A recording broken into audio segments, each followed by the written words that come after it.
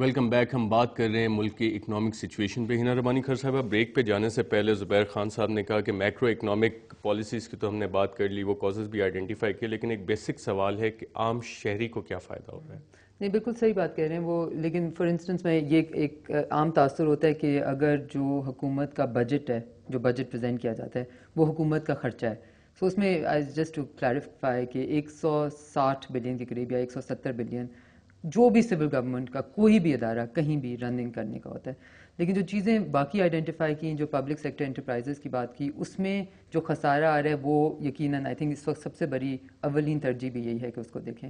اس میں آپ نے شاید دیکھا ہو، کل پرائم منسٹر نے ایک ہائی لیول میٹنگ لی آن دا انرجی سیکٹر، اور پیپکو کو یا جو ڈسکوز ہیں ان کو جس طرح آگے چل کے تاکہ ان کا خسارہ یا ان کے لیے جو بھی ہمیں پیمنٹ کرنی پڑتی ہے وہ آگے ختم ہو جائے.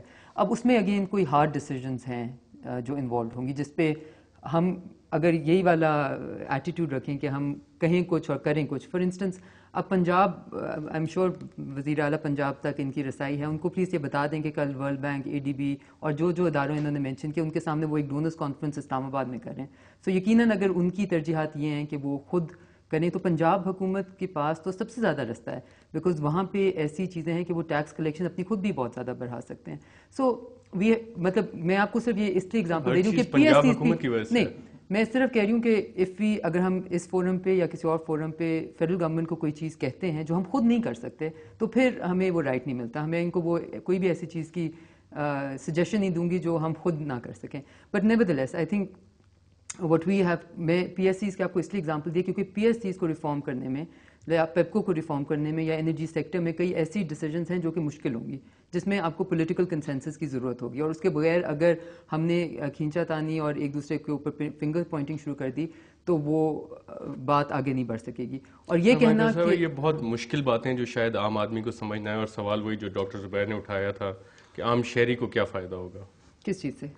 اکنامک پالیسیز، گورنمنٹ کے کریکٹیو میئرز.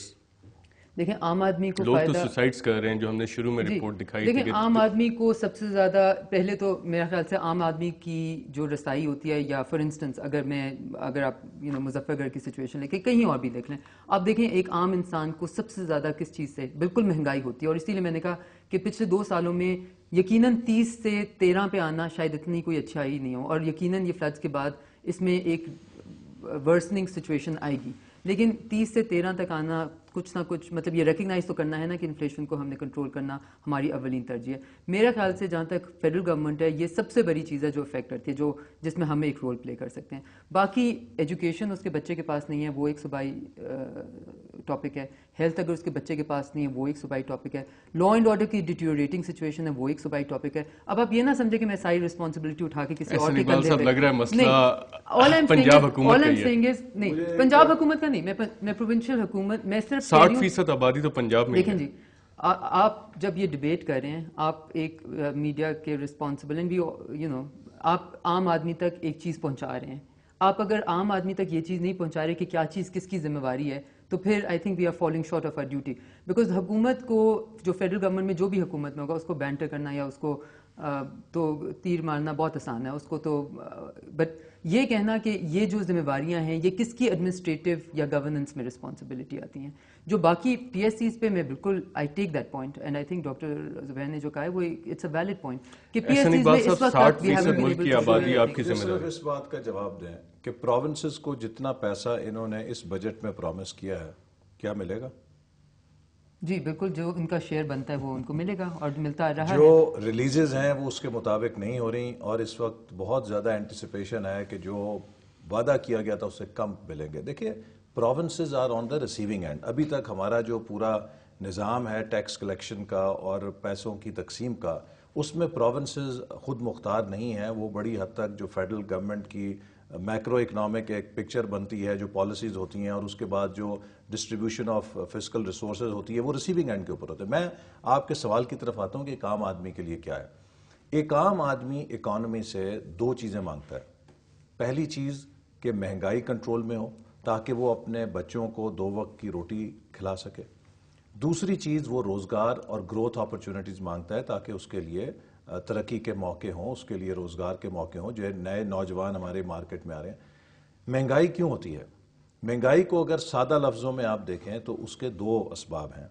پہلی چیز ہے کہ آپ گڈز کی ڈیمانڈ اینڈ سپلائی کو کنٹرول کریں، چونکہ یہ ایک عام 101 ہے کہ ڈیمانڈ اینڈ سپلائی سے ہوتی ہے. اگر آپ کسی چیز کی ڈیمانڈ زیادہ ہوگی. شوکت عزیز صاحب کہتے تھے اس ڈیمانڈ اینڈ سپلائی کی وجہ سے اکانومی ان کے دور میں بہت اچھی تھی. میں آپ سے عرض کرتا ہوں نا، اگر آپ سپلائی کم کر دیں گے، ڈیمانڈ زیادہ ہوگی تو مہنگائی ہو جائے گی. اب اس کو ریگولیٹ کرنے کا حکومت میں ایک میکنزم ہے، ایک فورم ہوتا ہے ECC، جس کا بنیادی پرپز یہ ہوتا ہے کہ وہ ملک کے اندر جو اسینشیل گڈز ہیں ان کے سٹاکس کو دیکھے، اس کی ڈیمانڈ کو فور کاسٹ کرے اور اس کی پروویژننگ کو ریگولیٹ کرے یا اس کے بندوبست کرے.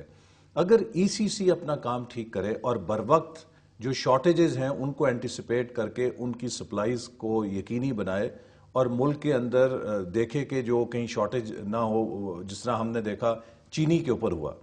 بر وقت صوبائی حکومت نے فیڈرل گورنمنٹ کو بتایا کہ کراپ کے نتیجے میں شارٹیج اینٹیسپیٹڈ ہے، آپ خدا کے لیے چینی بر وقت امپورٹ کر لیں. نہیں کی گئی، وہی مسٹیک دوسری دفعہ کی گئی. اچھا ٹھیک ہے نا، ایک بات. دوسری چیز جو گروتھ کی ہے کہ امپلائمنٹ جنریشن کیسے ہوتی ہے، وہ گروتھ سے ہوگی.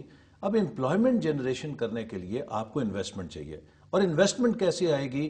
وہ کرپشن کو ختم کر کے آئے گی جب اعتماد ہوگا، سرمایہ کار انویسٹ کر رہا ہوگا. لیکن ہم نے یہ دیکھا حکومت کی پولیٹیکل ویل اگینسٹ کرپشن. ابھی منسٹر صاحبہ نے کہا کہ تقریباً 400 ارب کے جو سٹیٹ اونڈ انٹرپرائزز اس میں لیکیجز ہیں. وزیر خزانہ صاحب نے جون کے مہینے میں اپنی تقریر میں اس بات کو ریکگنائز کیا. آپ مجھے بتائیے 4 ماہ گزر گئے ہیں، کیا کسی سٹیٹ انٹرپرائز کے اندر کوئی مینجمنٹ میں تبدیلی لائے گی؟ کیا کسی جگہ کوئی پروفیشنل مینیجر لایا گیا؟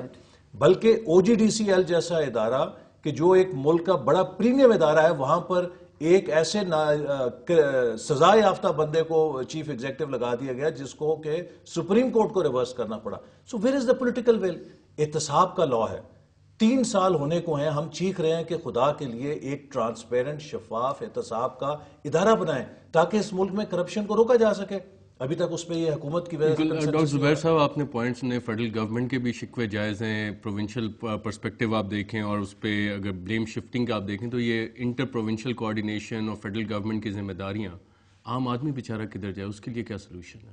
اس کے پاس سلوشن یہی ہے کہ اس وقت جو جمہوری دور ہے وہ آئندہ ان پارٹیوں کو ووٹ نہ ڈالیں. دیکھیے ان لوگوں نے 2 سال میں جو جس طریقے سے یہ حکومت چلائی ہے، ابھی سوچ رہے ہیں 2.5 سال کے بعد. یہ 10 سال باہر بیٹھے ہوئے تھے، ان میں سے بہت سے لوگ، کوئی لنڈن میں، کوئی دبئی میں، اور اپنے جو جائز ناجائز اثاثے اڑا رہے تھے. ان کو چاہیے تھا کہ اس وقت یہ عوام کے بہبود کے لیے کوئی پروگرام بناتے اور آتے ساتھ ہی ان کی خیر سگالی کو کوئی کام کرتے.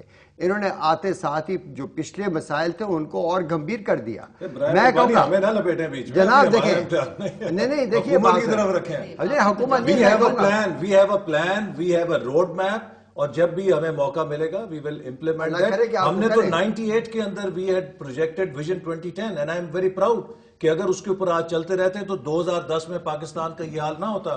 اگر پورے نہیں تو آدھے ملیشیا کوریا ہم بننے کے قریب ہوتے.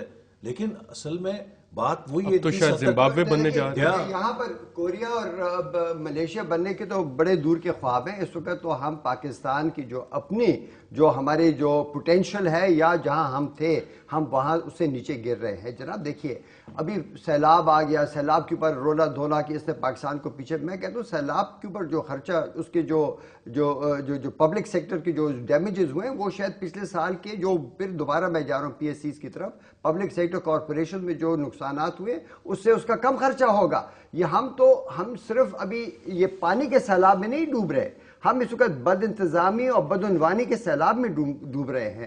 غریب عوام کے پاس ایک ایسی طاقت ہے جس کے بارے میں آپ بات کر رہے تھے کہ وہ اس اپنا مقدر تبدیل کر سکتا ہے، اور وہ اس طریقے سے کہ وہ ان پارٹیوں کو یا کم از کم ان جیسے جو لیڈرز ہیں ان کو ووٹ نہ ڈالے. لیکن مصیبت یہ ہے کہ ہماری سیاسی پارٹیوں کی جو حکمران ہیں وہ اس وقت ایک قسم کے ڈکٹیٹرز ہیں. کس کو ووٹ دیں یہ بھی ذرا بتائیں جناب. نہیں کس کو اچھے لوگ ہیں. دیکھیں یہاں پر بالکل کس کو ووٹ دیں، اس پہ چھوٹے سے وقفے کے بعد آتے ہیں اور اپنی گفتگو جاری رکھتے ہیں.